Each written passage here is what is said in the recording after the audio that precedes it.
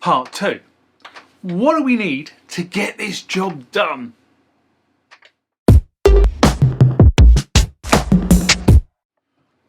Planning is one of those things that can't be rushed. Well, that's what I keep telling myself anyway. And it's probably one of the reasons why I've been procrastinating about getting this job done, because I needed to find out what do I need to actually make it happen. And I've done a quick list here of all the things that I've needed to research and buy or obtain to get this job done. So if you want to kind of read the list and then stop watching because you understand exactly what you have to do rather than my explanation of what it's for, which will follow, feel free. But the supplies we're going to need to get this job done. 1. Replacement hard drive. 2. A converter from 2.5 to 3.5 inch caddy. 3. A different sort of cable, because the Muse Receptor only caters for the Ultra ATA drive that's in it. 4. The software to clone the drive in this Muse Receptor to the new platform, up there somewhere. A USB key. And somewhere for the drive to be stored.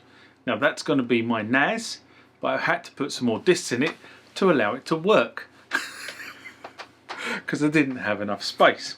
But that's basically the things that you need to do, or the things you need to get to make this process work. Remember, like, comment, subscribe to the channel. Go over to Instagram and follow me there. Go over to Facebook, follow me there. That's where the normal notices are. And consider becoming a Patreon.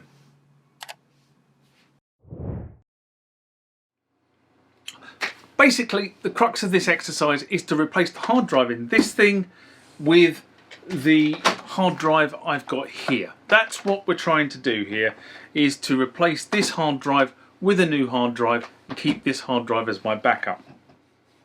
I've written in my notes so I can archive it or mothball it, but it's a backup. That's essentially what I'm trying to do.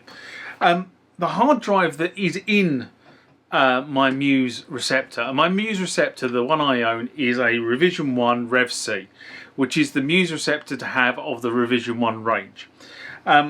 Inside this, the hard drive is a Seagate Barracuda 250 gig Ultra ATA with a spin speed of 7,200 RPM.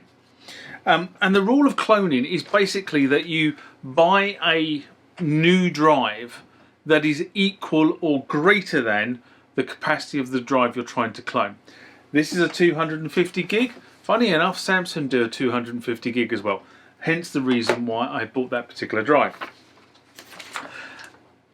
I did a lot of research and I found a thread on the user groups that stated that the motherboard was capable of supporting a SATA drive.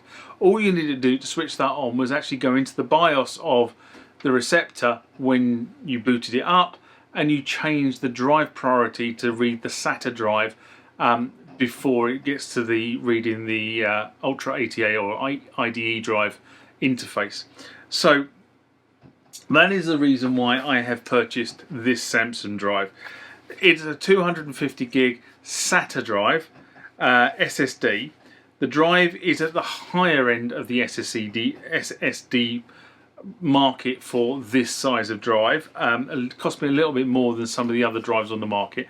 I'm not saying some of the other drives on the market wouldn't do the same job, but SSDs are basically rated on the number of times the memory chips on this thing can swap state, and the higher the cycles on this thing that can swap state, the longer the drive is meant to last. This one comes with a reasonable long or high swap cycle rate, and therefore should last me probably as long as I'm going to be using this Muse Receptor. That's the game plan anyway. The other thing about this SSD is it has a read speed of 500 megabits per second and a write speed of 530 megabits per second. So with a bit of luck, this thing, once I've actually swapped it onto the new drive, should run like an absolute train. That's what I'm thinking. The next thing we needed to do was we needed to get to a drive caddy. Now, the thing about most of these modern SATA SSD drives that come through is that they are 2.5-inch drives, because predominantly they're designed to be plugged into laptops. That's kind of the gig. So you need a converter, and what I've gone for is I've gone for this, which is a through converter. So effectively the 2.5-inch drive gets put in there, and it gets bolted into there, and then that gets bolted into the position in the machine, and everything is held very, very securely then, which is kind of what I wanted. So that was the next thing that needed to be purchased, was the caddy to do the conversion, so it holds it in the right space in here.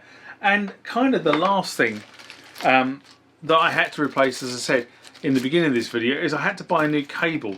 And the reason for that is because this machine does not have any SATA cables actually inside it.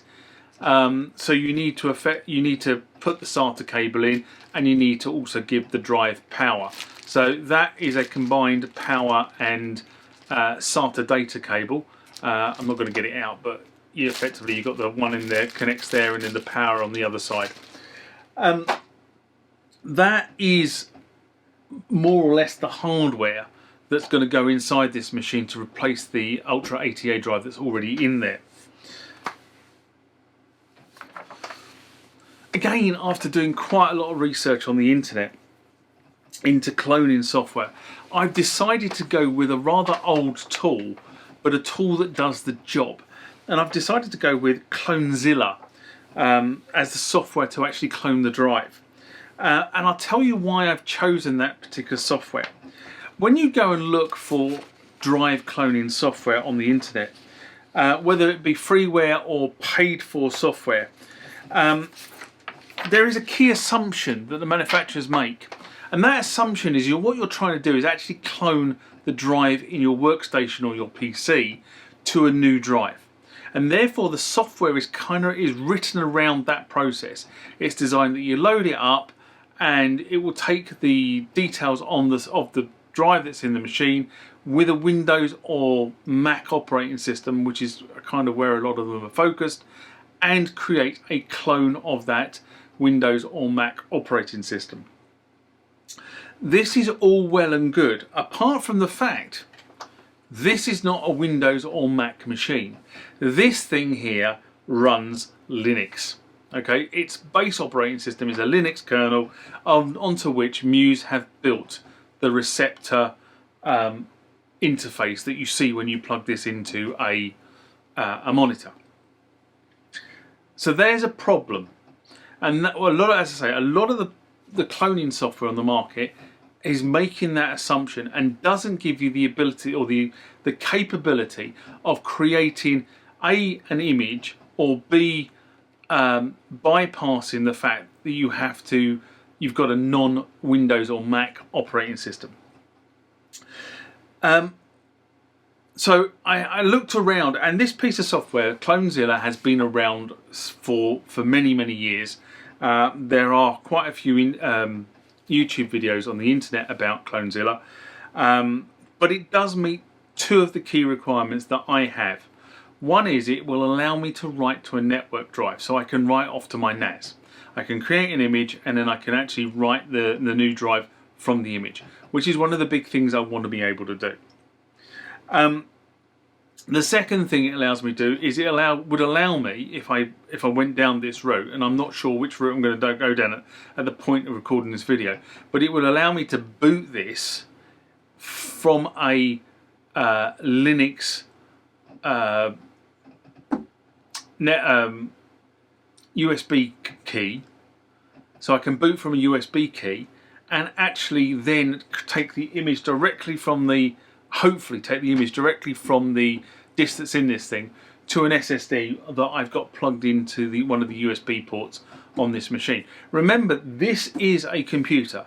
Okay, it may run some weird software, but if you go and look at the motherboard in here, it is a computer, has a CPU, has RAM, is set up as a normal computer. In fact, if you put a Windows operating system on it, it would load a Windows operating system. Might not run very well because it probably run with loads of errors because it hasn't got all the relevant drivers for all the relevant bits that are plugged into the board. But you could run a Windows operating system on this. I'm sure that someone has done it at some point. Okay, the next thing you need to do is you need to create the bootable USB key. And for that, I've decided to use a piece of software called Rufus. And effectively all Rufus does is it creates a Linux bootable USB key so that I can actually boot the machine from the USB key as opposed to booting from the internal drive. So that's what Rufus does. They're the two pieces of software I've chosen. And what I will do is I will put links to those two pieces of software down below so that you can go and get them.